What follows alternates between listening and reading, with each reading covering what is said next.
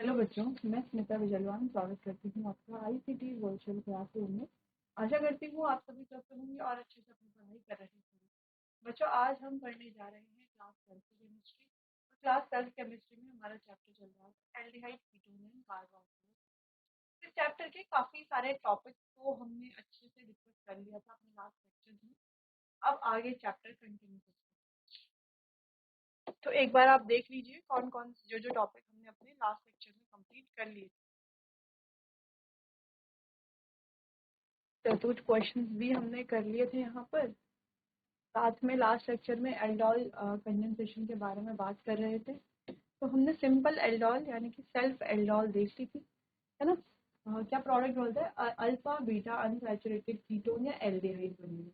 ठीक है, ये हो गया था क्लियर। बात करते हैं क्रॉस एल्डोल की। ठीक है, अब जो सेल्फ एल्डोल है या सिंपल एल्डोल, तो वहां पर जो रिएक्टेंट होंगे दोनों सेम होंगे। ठीक है, अब क्रॉस एल्डोल में क्या डिफरेंस आ जाता है कि यहाँ पर जो दोनों रिएक्टेंट होंगे वो कैसे होंगे, डिफरेंट होंगे।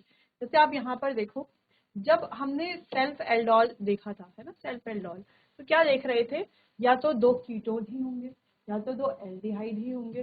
ठीक है, लेकिन क्रॉस एल्डोल में हमें क्या देखने को मिलता है, एक कीटोन है और एक क्या है, देखो ये तो कीटोन है और ये क्या है, एल्डिहाइड है। और यहाँ पर कितने पॉसिबल प्रोडक्ट हैं, 4 प्रोडक्ट हैं जो पॉसिबल है। अगर हम सिंपल एल्डोल की बात करें तो देखो, दो हमने सिंपल एल्डोल के एग्जांपल जो कि हमने अभी देख भी लिए हैं। क्या बन रहा है, अल्फा बीटा अनसैचुरेटेड कीटोन और यहाँ पर अल्फा बीटा अनसैचुरेटेड एल्डिहाइड। ठीक है, तो ये क्रॉस सिंपल यानी कि सेल्फ एल्डोल रिएक्शन के दो क्या है, एग्जाम्पल है। अच्छा, अगर आपने एग्जाम्पल पहले नोट नहीं किए हुए हैं तो अभी आप इनको नोट कर लीजिए, फिर क्रॉस एल्डोल को समझते हैं। ठीक है, चलिए नोट कीजिए इतना।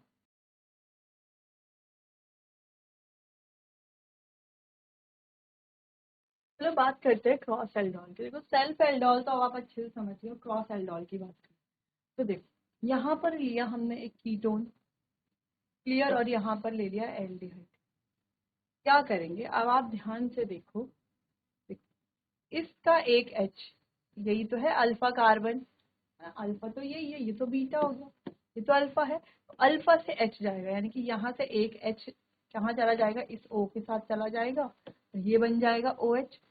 इसके साथ ये क्या करेगा, इसका इस तरीके से आ जाएगा, क्लियर। फिर यहाँ से H2O का रिमूवल होगा, एक H यहाँ से जाएगा और OH यहाँ से रिमूव होगा, तो ये बन जाएगा हमारा प्रोडक्ट।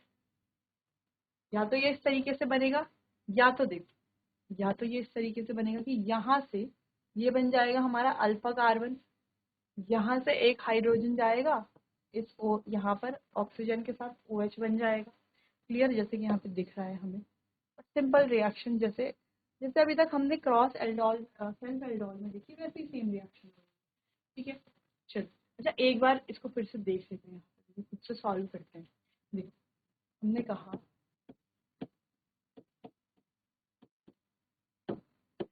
इसको हम क्या लिख सकते हैं, इसको हम क्या ऐसा लिख सकते हैं, CH3 तो इसके साथ है ही, C एक H,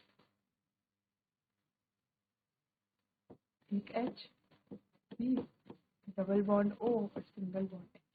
क्या हम ऐसा लिख सकते हैं इसको, हाँ देखो, इस CH के साथ क्या CH3 तो है ही, ठीक है, एक H इस तरीके से हमने लिख दिया है और एक H इसके साथ है ना, दो H है, क्लियर है।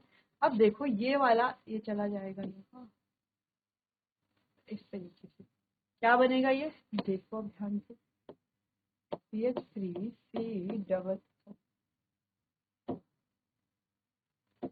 सिंगल बॉन्ड OH हो जाएगा, यहाँ पर इसका पहले से CH3 है वो आ जाएगा। अब ये वाला C आ जाएगा यहाँ पर, इसके साथ है एक H, साथ में है CH3 और C डबल बॉन्ड OH इस तरीके से, क्लियर।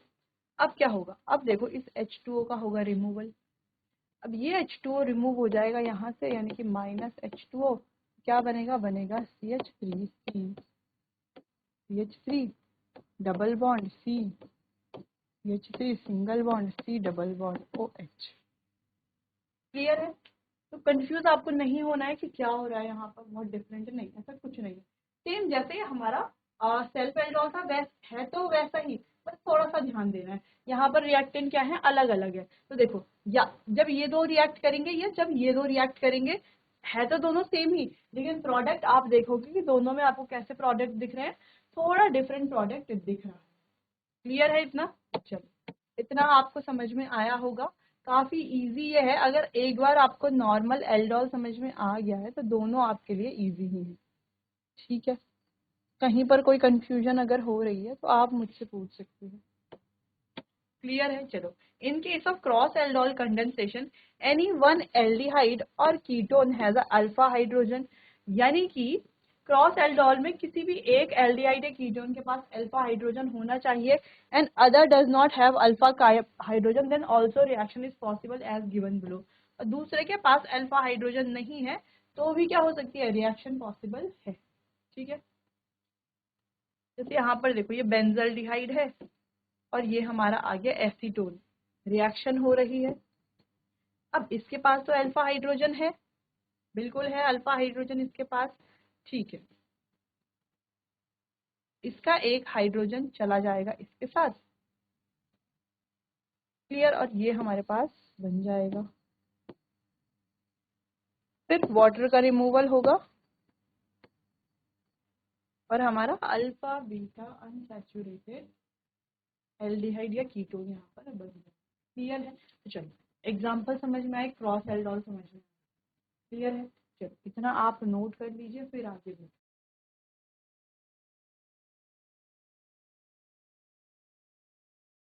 चलिए आगे बढ़ते हैं। तो एल्डोल हो गई, अब बात करते हैं कैनिज़ारो रिएक्शन। ठीक है, समझते हैं। एल्डोल दोनों समझ लिए हमने, सिंपल और क्रॉस दोनों। ठीक है, चलो aldehyde which do not have any alpha hydrogen atom, यानी कि ऐसे एल्डिहाइड जिनके पास कोई अल्फा हाइड्रोजन एटम नहीं है, जैसे कि देखो HCHO है, C6H5CHO है, undergo self oxidation and self reduction. इनमें सेल्फ ऑक्सीडेशन और सेल्फ रिडक्शन होता है जब इसको कंसंट्रेटेड एल्केलाई, या वो कुछ भी हो सकता है, KOH हो सकता है, NaOH हो सकता है, इनके साथ जब इनको ट्रीट किया जाता है तो अपने आप ही सेल्फ ऑक्सीडेशन और सेल्फ रिडक्शन इनका होता है।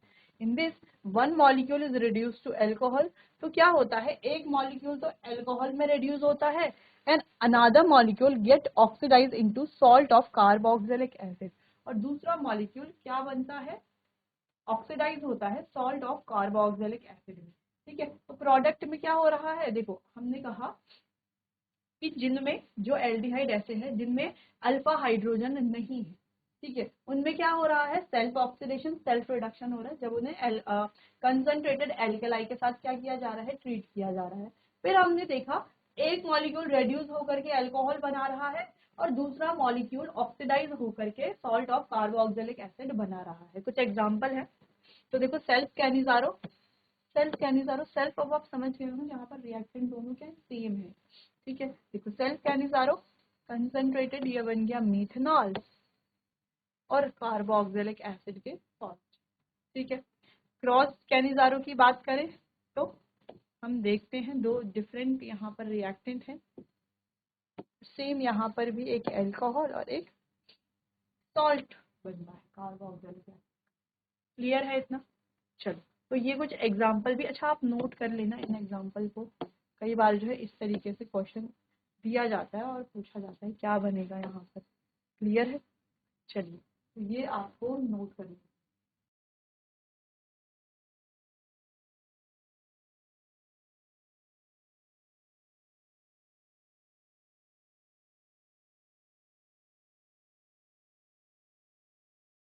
चलिए आगे बढ़ते हैं, कैनिज़ारो रिएक्शन भी कंप्लीट होती है। नेक्स्ट है electrophilic substitution reaction, aromatic aldehyde and ketone. ठीक है, चलो तो इलेक्ट्रोफिलिक सब्स्टिट्यूशन रिएक्शन को समझते हैं। इन case of aromatic aldehyde and ketone they undergo electrophilic substitution reaction at meta position। तो एरोमेटिक एल्डिहाइड और कीटोन में क्या होता है, इलेक्ट्रोफिलिक सब्स्टिट्यूशन रिएक्शन होती है, कहाँ पर, मेटा पोजिशन पर, because CHO is electron withdrawing group and show -R effect. तो देखो क्यों, क्योंकि CHO क्या इलेक्ट्रॉन विड्रॉइंग ग्रुप है, बिल्कुल है इलेक्ट्रॉन विड्रॉइंग ग्रुप, और क्या शो कर रहा है, -R इफेक्ट शो कर रहा है। As all electron withdrawing group are meta directing, so substitution occur at meta position.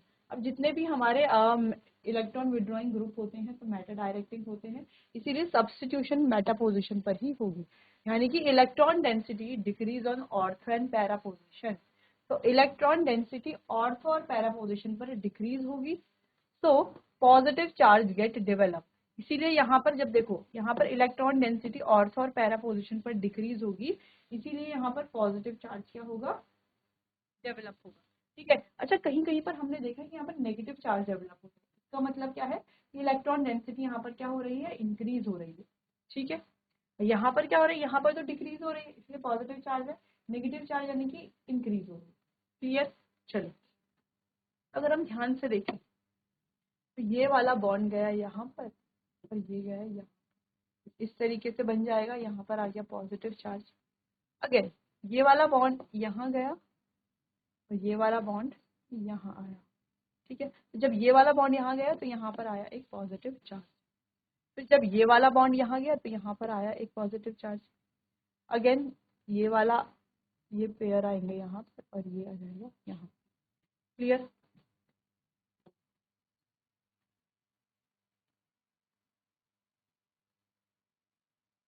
ठीक है। तो इस तरीके से ये यहाँ पर हमें दिख रहा है। क्लियर। चलो, तो सबसे पहली रिएक्शन है हैलोजिनेशन। क्या हो रहा है, हमने एल्डिहाइड लिया, बेंजल्डिहाइड Cl2FeCl3 की प्रेजेंस में क्या बना रहा है, यहाँ पर क्या आ गया, देखो कौन सी पोजीशन पर आया है, मेटा पोजीशन पर। ठीक है, एक और एग्जांपल लेंगे।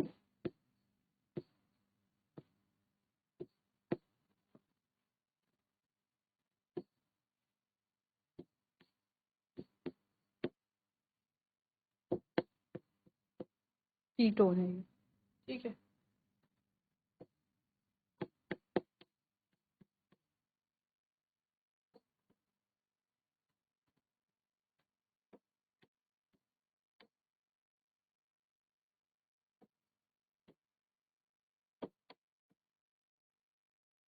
Clear, simple. ऐसे आप और एग्जांपल भी यहाँ पर ऐड कर सकते हैं।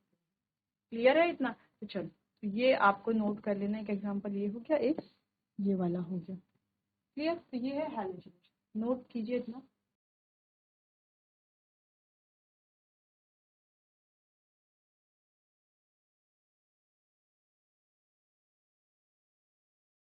चलिए, हैलोजिनेशन हो गया। कुछ और रिएक्शन है जैसे कि नाइट्रेशन। तो कंसंट्रेटेड HNO3 और कंसंट्रेटेड H2SO4, ठीक है, इनकी प्रेजेंस में होता है और यहाँ पर NO2 आ जाएगा। फिर सल्फोनेशन की अगर हम बात करें तो फ्यूमिंग H2SO4 एल्डिहाइड कीटोन दोनों के साथ, और क्या आएगा यहाँ पर SO3H। ठीक है, तो सेम है, आएगा SO3H। तो ध्यान रखना है, देखो जैसे हेलोजिनेशन में हैलोजन, ठीक है, नाइट्रेशन में NO2, सल्फोनेशन में SO3। क्लियर, ये ध्यान भी रखना है। और ये हमने कहाँ पर पढ़ा है, हेलो एल्कीन्स एरीन्स में पढ़ा है, अल्कोहल फिनॉल ईथर में भी सेम पढ़ा है। ठीक है, यहाँ पर भी पढ़ रहे हैं तो आपको ध्यान में रखना। क्लियर है, नोट कीजिए इतना।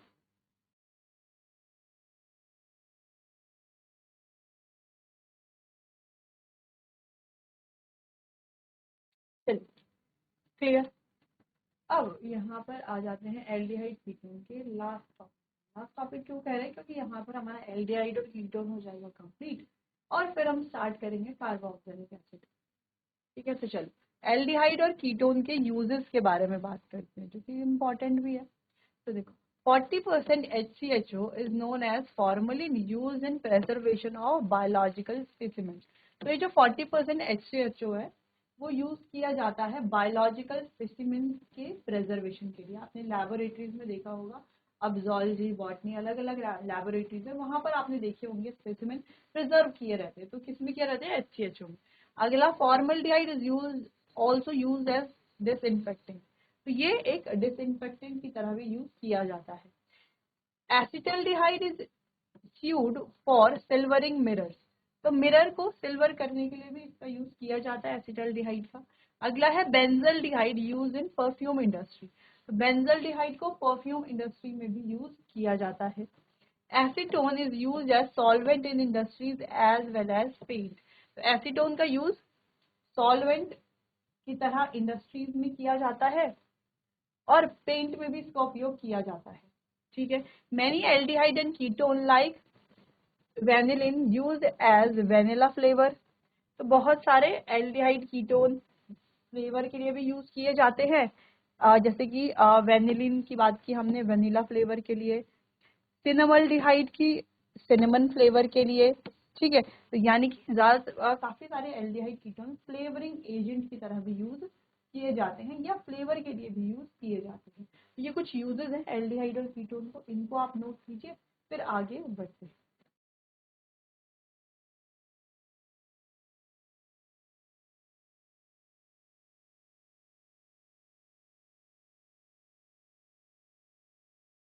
चलिए आगे बढ़ते हैं, बात करते हैं carboxylic.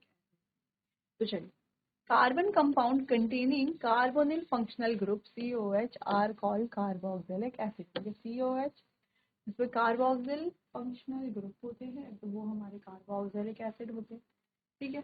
The carboxyl group consist of carbonyl group attach to a hydroxyl group. अगर आप ध्यान से देखो तो ये कार्बोक्सिल ग्रुप किसकी तरह लग रहा है, ये है कार्बोनिल ग्रुप, है ना, कार्बोनिल ग्रुप की तरह ही था, और इसके साथ क्या है, एक हाइड्रोक्सिल ग्रुप अटैच है। ऐसे ही तो लगता है carboxylic group, hence it is name, इसीलिए इसका नाम क्या है, कार्बोक्सिल। क्लियर, दोनों को मिक्स करके carboxyl. Carboxylic acid aliphatic RCOH alkyl group attach to COOH, aromatic यानी कि aromatic ring attach to COOH group, है ना। एलिफेटिक वही तो होंगे जहां पर कोई एल्काइल ग्रुप COOH से अटैच है ना। अगर यहाँ पर एल्काइल ग्रुप अटैच है एलिफेटिक, अगर यहाँ पर एल्काइल ग्रुप की जगह एरोमेटिक रिंग अटैच है तो एरोमेटिक। क्लियर है, चलो काफी इजी है। Large number of carboxylic acid are found in nature. तो काफी सारे कार्बोक्सिलिक एसिड जो है नेचर में पाए जाते हैं। Some higher number of aliphatic carboxylic acid, जैसे कार्बन 12 से कार्बन 18 तक, नोन एज फैटी एसिड। तो जो हमारे पास हायर मेंबर है एलिफेटिक कार्बोक्सिलिक एसिड को, एसिड के, उन्हें फैटी एसिड भी कहा जाता है। क्लियर है, इतना इतना आपको ध्यान में रखना है। क्लियर है, तो चलिए, ये तो कुछ बेसिक से पॉइंट्स थे, थोड़ा इंट्रोडक्शन था, इसको आप नोट कर लीजिए।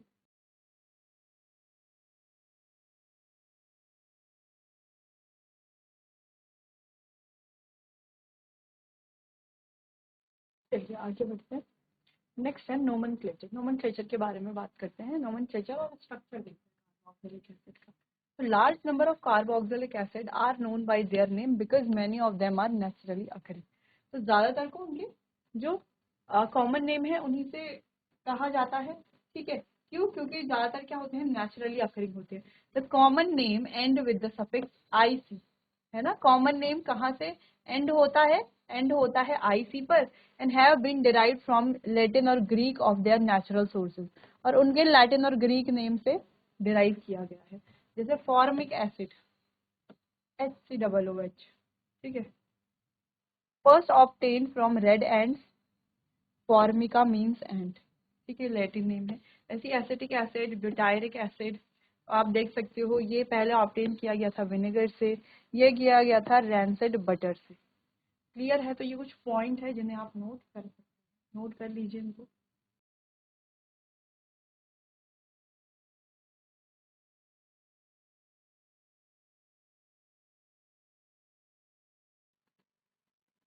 चलिए IUPAC सिस्टम में देखते हैं। Aliphatic carboxylic acid are named by replacing the ending E with the corresponding alkane with oic acid. तो जो हम क्लास 9-10 से पढ़ते आ रहे हैं, E को रिप्लेस कर देंगे ओइक एसिड से।